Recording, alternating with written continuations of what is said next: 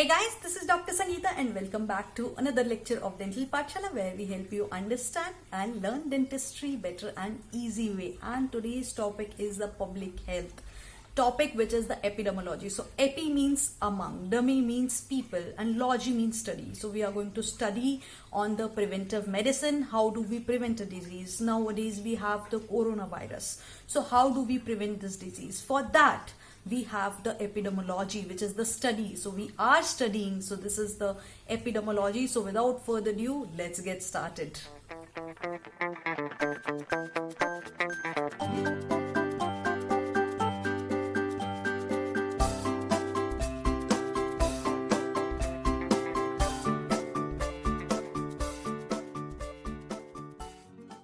So guys, before we get started, make sure you subscribe to our channel and click on the bell icon so that you don't miss any of our future videos.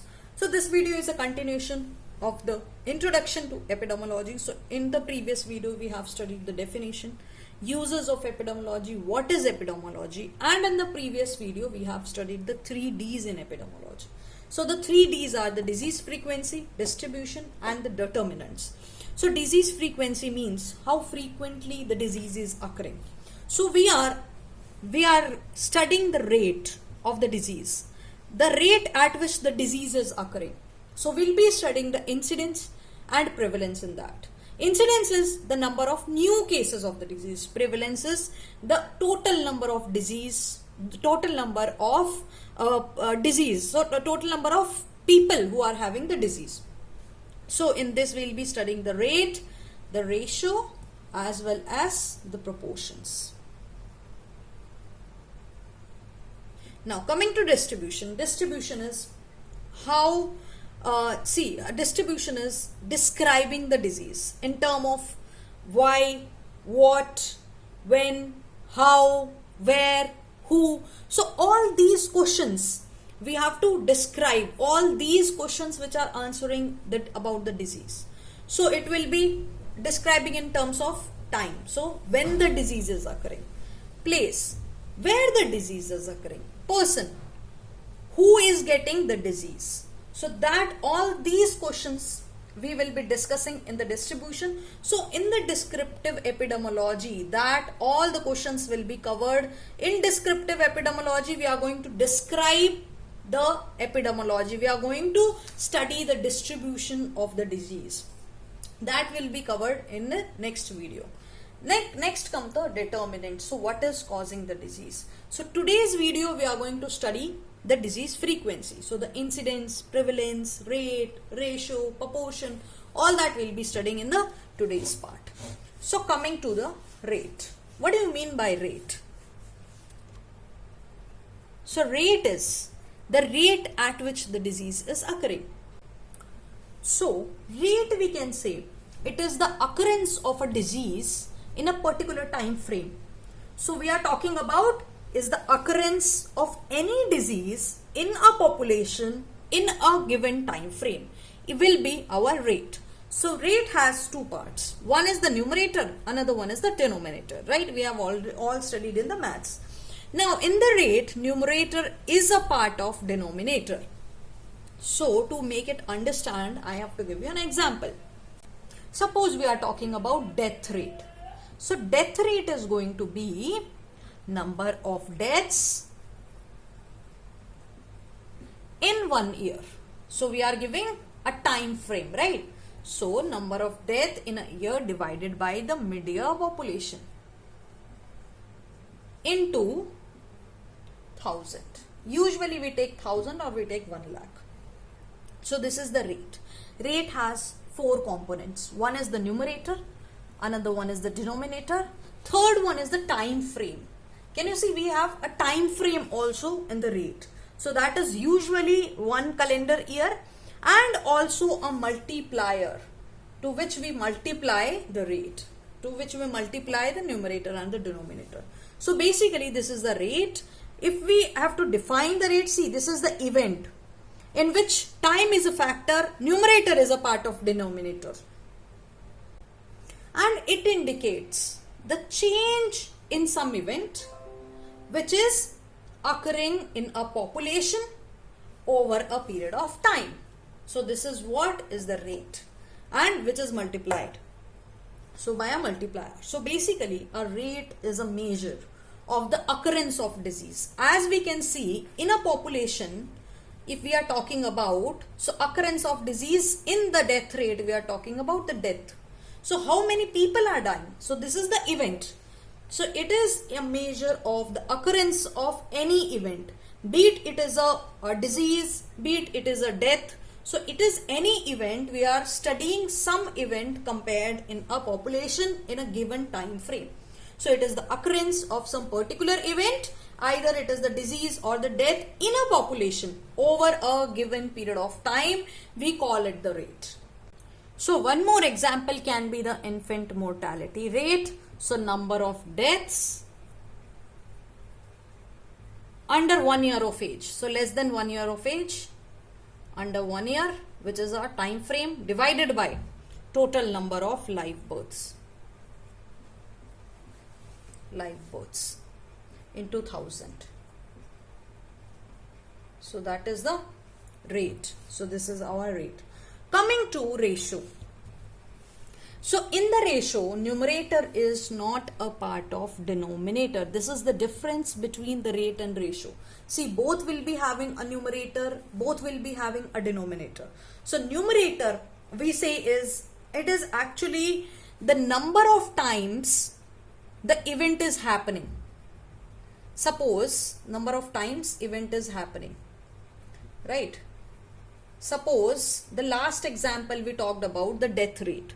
So number of times the death was happening was the numerator, and the denominator is, it is the measure of the total population. See, without a denominator there is no value of the numerator. So denominator is actually the whole, it is about related to the population. It is related to the total event. So total event, either it is total event or it is population into multiplier. So basically the numerator is the number of times the event is happening. Now in case of a ratio, numerator is not a part of denominator. So for example, what do I mean by that? Suppose I am taking a ratio of WBC divided by RBC. So WBC divided by RBC. Okay, that is a ratio. That means, suppose if the ratio comes 1 by 1000, 1 by 100. Suppose if the ratio comes 1 by 100. So what I am trying to say with this ratio is that the WBC are, the RBC are 100 times more than the WBC, right? So this is the ratio. So ratio in which, see, both are cells, but in the ratio, numerator is the WBC, denominator is the RBC. So the numerator is not a part of denominator in this. And another example can be the number of children with scabies and number of children with malnutrition. So both the events are different. One event is the scabies, another event is the malnutrition. So this is the ratio in which numerator is not a part of denominator. Also we can say the sex ratios, or another example can be doctor population ratio, child woman ratio. Another example of ratio can be the maternal mortality ratio. So that will be the number of females that are dying during the pregnancy, that are died either during the pregnancy or they are dying within the 72 days, divided by the number of live births. In this, we are talking about the live births in the denominator. Numerator, we are talking about the number of pregnant women who are dying, right? Down we have the child, up we have the mother. So this is the ratio. This is not the rate, this is the ratio. So ratio is wherein the numerator is not a part of denominator. Now we talk about the proportion. What do you mean by proportion? So proportion is also, it contains numerator as well as denominator. So proportion is an indicative of the relation in the magnitude of part of whole. So denominator, some part of denominator is the numerator. So suppose this is a big part and out of this a small part is the numerator. So this is the proportion. That means suppose we are talking about number of children with the scabies. Because numerator we have always events. Number of children with the scabies. Right? Divided by total number of children in the town. So that is denominator we have is the big, but numerator we have is the small. So this is the proportion into 100. And again with time, we are comparing with the time. So proportion is usually comes in the percentage. So this is the proportion. Proportion in which numerator is a small part of the denominator. So denominator is a magnitude of a whole big part and numerator is just a part of it. So for example, we can say the number of children having scabies divided by total number of children in the town. So this will be our proportion. Now coming to incidence and prevalence. So we have incidence and prevalence. Incidence is the new cases. Prevalence is the old cases. Now, as you can see, prevalence is total number of cases divided by the total population, which is our proportion. So P for prevalence, P for proportion.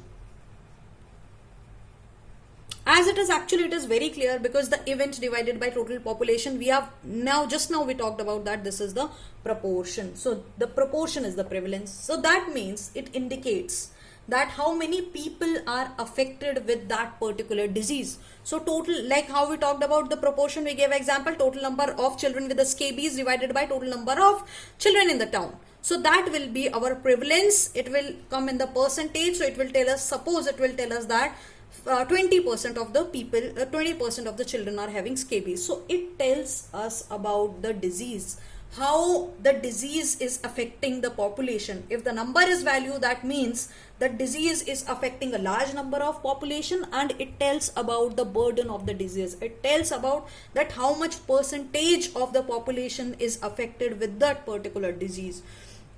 So coming to incidence. Incidence is the number of new cases divided by people who are at the risk in a given time frame. So it is telling us that the number of new cases who are affected divided by the number of people who are at high risk to develop the disease. So that is the total number of new cases. So it tells us the risk, how risky that disease is. If the percentage is higher, that means the disease is developing faster, at a faster rate. So it tells us about that how fast that disease is occurring. If number of, see, this is very common sense. If the number of cases, new cases are coming up fast, if the number of new cases percentage is large, that means the disease is occurring very fast. Like the coronavirus, it spreads, it is spreading so fast. So number of new cases are increasing day by day. So we can say the incidence rate of coronavirus is high. So this is our incidence. That means the number of new cases. Prevalence, the total number of cases in a given population, in a given community, is our prevalence. So prevalence is the number of new cases plus the number of old cases. So total number of cases we are talking about in the prevalence. So that will be existing cases at a given point of time. So prevalence can also be divided into two parts. One will be the point prevalence, another one is the period prevalence. So point prevalence means at a given point of time the number of cases which are existing. So which are existing means the total number of new cases and as well as the number of old cases. For example, if we are talking about coronavirus, right? So we are talking about the month of June. That will be the point prevalence because we are talking about a time, a point, it is not a period of time, it is just the point of time. We are talking about one day, like that we are every day we have the prevalence in the TV, you can in the news channel they are telling us the incidence as well as the prevalence. So they are telling the number of new cases. So for example, suppose one day the number of cases is 400, so they are telling incidence, so this is the number of new cases 400. So it is any specific date, suppose first date, suppose it is for 1st June, example I am telling, suppose 1st June it is telling 400. or in India, right? And the prevalence is suppose 50,000. So 50,000 is the total number of cases, which is the prevalence. See, one date we are talking. So 1st June, suppose if we are talking, so that is a point prevalence. So we are talking about at specific point. If we are talking about day, week or a month, that will come to a point prevalence. That is a given point of time. And if we are talking about a period of time, so that can be the annual prevalence, 1 year in 1 year of time. So that is a period or a duration of time. That is the period prevalence. So to see, this is the time frame we are talking, right? So in a particular time frame, this much is the case. So if you see, look at this formula, we have incidence into some period of time, duration of time is going to be the prevalence. So suppose if we are talking about 1 year, then every day the incidence number of cases which are adding into 1 year of time will be the prevalence. So prevalence is equal to incidence into the duration of time, which will be our prevalence. So mean duration into the incidence is equal to the prevalence, and duration will be prevalence divided by incidence. So that is simple mathematics. So this is the formula for prevalence. And as you can see from this formula, the longer the duration of the disease, longer is going to be the prevalence. For example, if we are talking about coronavirus cases in 1 year of time, so every day the cases are increasing, right? So the prevalence is going to be increased because the time is increasing. Or in case if the incidence is increasing, if everyday cases are increasing, then also the prevalence is going to increase. But in case of disease which are acute, for example, either you take the cyanide poisoning, like that, in which either the patient dies or the duration is acute, duration is for short period of time. In that case, prevalence rate is going to be low. How it is going to be low? Because the old cases, we cannot, in a period of time, the number of old cases are decreasing. So for example, in case of cyanide poisoning, the people are dying. So because people die immediately. So in that case, in case of any acute, in case of poisoning, any acute diseases, the old number of cases are less, and this is the reason that in case of fatal disease, in case of homicides, so in all those cases the prevalence is going to be low, the prevalence rate will be low because the time duration is low. So decrease in the prevalence doesn't mean that the condition or the disease is improving. It can be a significant of acute disease. In case of the people die fast, there is acute disease, all those cases also the prevalence is going to be low. So prevalence we are talking about at a specific point of time, right? At specific time. So the incidence can be a movie, and a prevalence can be a photograph. Because we are talking about just one click, just one period of time. We are not seeing after this or before that. So we are talking about just that particular of time. The people who have recovered from the disease before the time frame, suppose if we are talking about the June time, right? Suppose if we are taking the period of June. So before June, the patient who are recovered, the patient who are treated, we are not counting them in the prevalence because the people are already treated. So that case we are talking about just a time frame. So in that particular picture, whoever the case is, whoever the patient is affected with the disease is only considered as the prevalence. But incidence we are talking about, the every day the case are adding up, so it will be the incidence. So we are talking about a movie, a continuous record in the incidence, and prevalence is just the instant record for that particular point of time. So we can compare it with the photograph.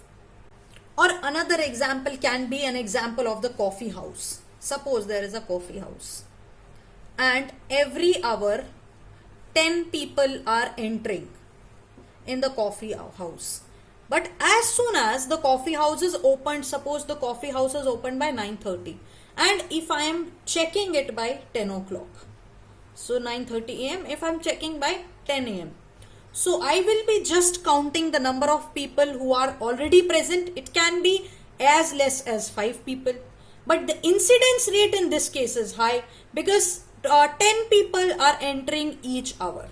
So this is how the incidence is different from the prevalence, because at a particular time frame, whatever the patient is infected, either it is the new patient or it is the old patient, is counted as the prevalence. But incidence is the total number of new cases which are adding up are the incidences. So as we can see from this example that incidence is not good. It is not telling us the accurate measurement of the people who are visiting the coffee house, right? So that case, the prevalence is not good because it is just a period of time. It is giving us the idea. It is not telling the number of people who are visiting. So, but according to prevalence, if we see that there are only 5 people in the coffee house, but if we look at every hour, we have 10 people coming up. So that is how the prevalence is not accurate. There are limitations of prevalence rate, and it is not good if we take consideration only on the basis of prevalence. Another example which I can give you for the prevalence is, see, there is a sink, okay, and we have a tap here. So I have a tap here. So prevalence is, if I block this sink and water get accumulated, then the water which is present at this point of time is the prevalence. Then incidence is the new water which is coming up.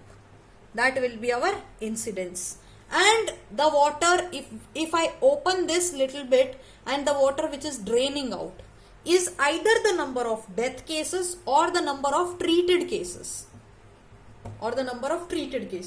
So this, how much ever water at any period of time is there, will be the prevalence. Incidence is the amount of new water which is coming up from the tap, and the death rate is the amount of water which is leaving, which is going, which is not there in the sink. So that will be our, this can also be a relationship between the incidence and prevalence. And since this prevalence rate is not giving us the accurate idea, so for doing any hypothesis, for doing any study, we can take incidence in the consideration. So guys, this is about the incidence and the prevalence. Next video, we are going to talk about the descriptive epidemiology. In that, we'll be talking about time, place and person. In that that is a very interesting coming video, because you will learn lot of things in that video. The disease which are coming up, new diseases which are coming up, again in that incidence and prevalence, it will be everywhere. Because now once you know that incidence and prevalence, now we can also study about that at a given period of time, at a given time frame, the number of disease which is coming. So we will be talking about in the descriptive epidemiology, or we are going to describe the disease by the time, place and person in the next video. And I hope that you guys have enjoyed today's video, and if you have liked the video, give it a thumbs up, and you can also comment in the comment section below. And in the description box below, now you have a chance to support me on Paytm as well as on PayPal to make free videos for you guys and to make free notes. So guys, keep reading, keep studying, keep learning. I'll see you soon.